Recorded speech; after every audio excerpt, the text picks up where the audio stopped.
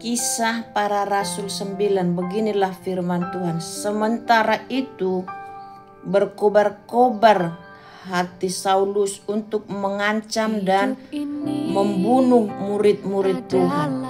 Ia menghadap imam besar dan meminta surat kuasa daripadanya untuk dibawa kepada majelis Yahudi di Damsyik, supaya jika ia menemukan laki-laki atau perempuan yang mengikuti jalan Tuhan, ia menangkap mereka dan membawa mereka ke Yerusalem. Dalam perjalanannya ke Damsyik, ketika ia sudah dekat kota itu, tiba-tiba cahaya memancar dari langit mengelilingi dia. Ia rebah dan ke tanah, dan kedengaranlah olehnya suatu suara yang berkata kepadanya, "Saulus, Saulus, mengapakah engkau menganiaya aku?" Jawab Saulus, "Siapakah engkau, Tuhan?" Katanya, "Akulah Yesus yang kau aniaya itu. Tetapi bangunlah dan pergilah ke dalam kota. Di sana akan dikatakan kepadamu apa yang harus kau perbuat." Maka termangu-mangulah teman-temannya seperjalanan, karena mereka memang mendengar suara itu, tetapi tidak melihat seorang juga pun. Saulus bangun dan berdiri, lalu membuka matanya, tetapi ia tidak dapat melihat apa-apa. Mereka harus menuntun dia masuk ke Damsyik. 3 hari lamanya ia tidak dapat melihat, dan 3 hari lamanya ia tidak makan dan minum. Di Damsyik ada seorang murid Tuhan bernama Ananias. Firman Tuhan kepadanya dalam suatu penglihatan. Ananias, jawabnya, "Ini aku, Tuhan."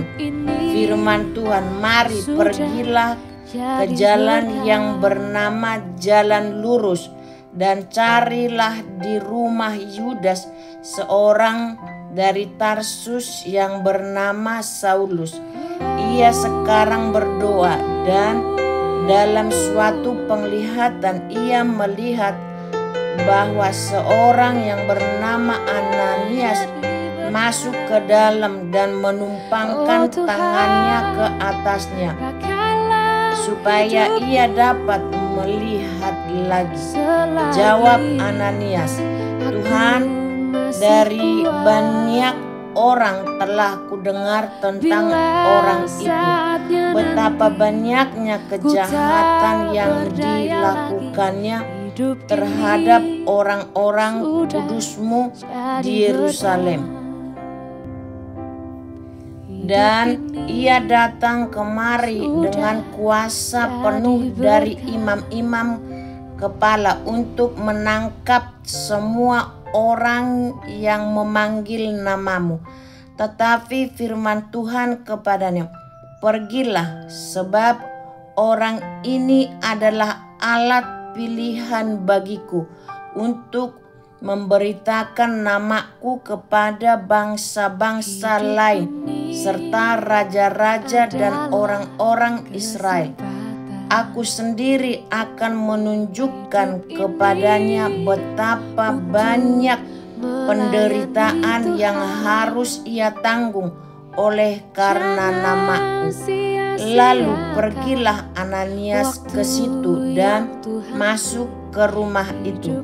Ia menumpangkan tangannya ke atas Saulus, katanya, "Saulus, saudaraku, Tuhan Yesus yang telah menampakkan diri kepadamu di jalan yang engkau lalui, telah menyuruh aku kepadamu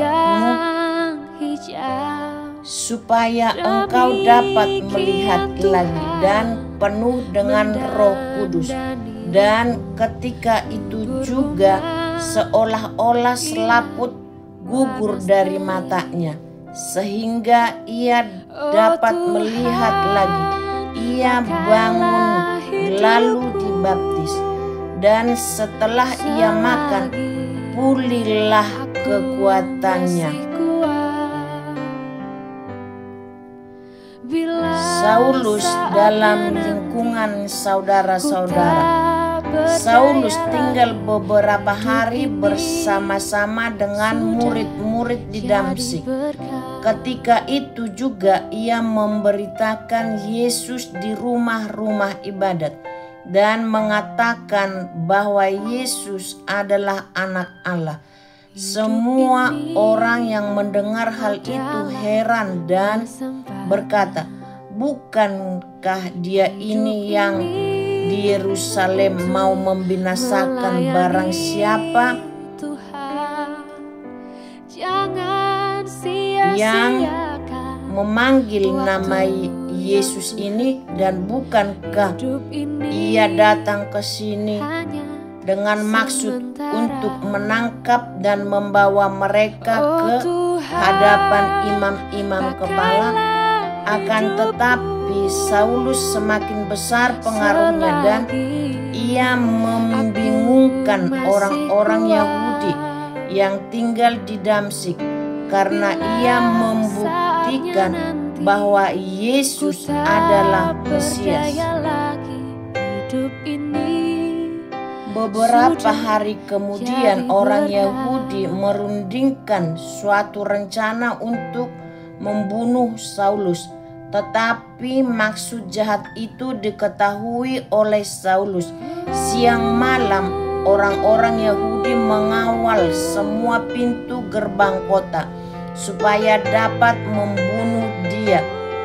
Sungguh pun demikian, pada suatu malam murid-muridnya mengambilnya dan menurunkannya dari atas tembok kota dalam sebuah keranjang.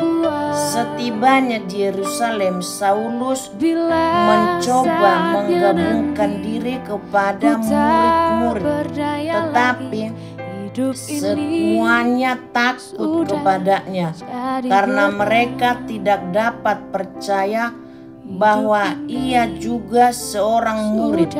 Tetapi Barnabas menerima dia dan membawanya kepada rasul-rasul dan menceritakan kepada mereka bagaimana Saulus melihat Tuhan di tengah jalan dan bahwa Tuhan berbicara dengan dia, dan bagaimana keberaniannya mengajar di Damsyik dalam nama Yesus.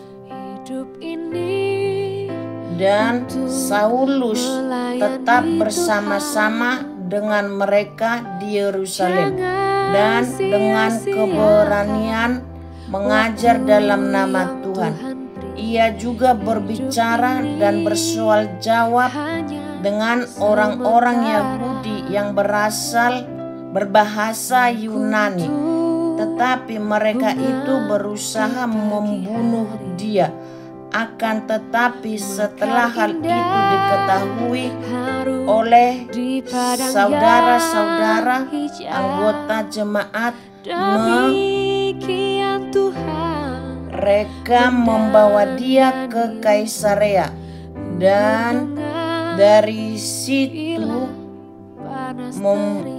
membantu dia ke Tarsus. Selama beberapa waktu jemaat di seluruh Yudea, Galilea dan Samaria berada dalam keadaan damai. Jemaat itu dibangun dan hidup dalam takut akan Tuhan.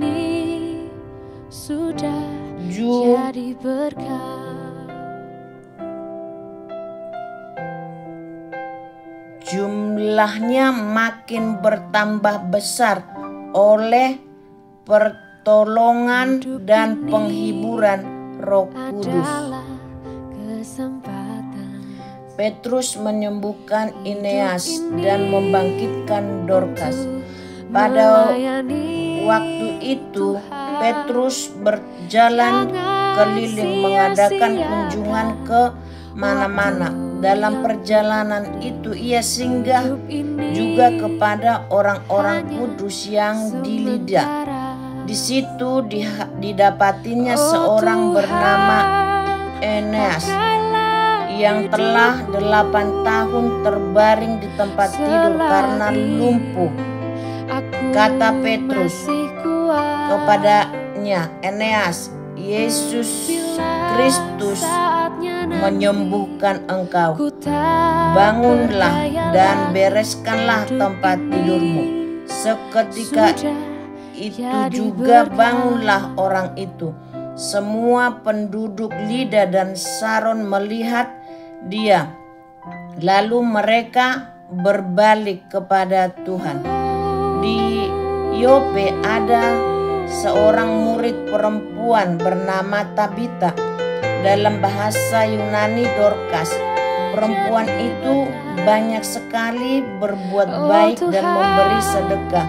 Tetapi pada waktu itu ia sakit lalu meninggal, dan setelah dimandikan mayatnya dibaringkan di ruang atas. Lida dekat dengan Yope. Ketika murid-murid mendengar bahwa Petrus ada di Lida, mereka menyuruh 2 orang kepadanya dengan permintaan, "Segeralah datang ke tempat kami." Maka berkemaslah Petrus dan berangkat bersama-sama dengan mereka. Setelah sampai di sana, ia dibawa ke ruang atas dan semua janda datang berdiri dekatnya, dan sambil menangis mereka menunjukkan kepadanya semua baju dan pakaian yang dibuat Dorcas waktu ia masih hidup. Tetapi Petrus menyuruh mereka semua keluar. Lalu ia berlutut dan berdoa. Kemudian ia berpaling ke mayat itu dan berkata, "Tabita, bangkitlah." Lalu Tabita membuka matanya, dan ketika melihat Petrus, ia bangun lalu duduk. Petrus memegang tangannya dan membantu dia berdiri. Kemudian ia memanggil orang-orang kudus beserta janda-janda, lalu menunjukkan kepada mereka bahwa perempuan itu hidup. Peristiwa itu tersiar di seluruh Yope dan banyak orang menjadi percaya kepada Tuhan. Kemudian daripada itu Petrus tinggal beberapa hari di Yope di rumah seorang yang bernama Simon, seorang penyamak kulit. Amin.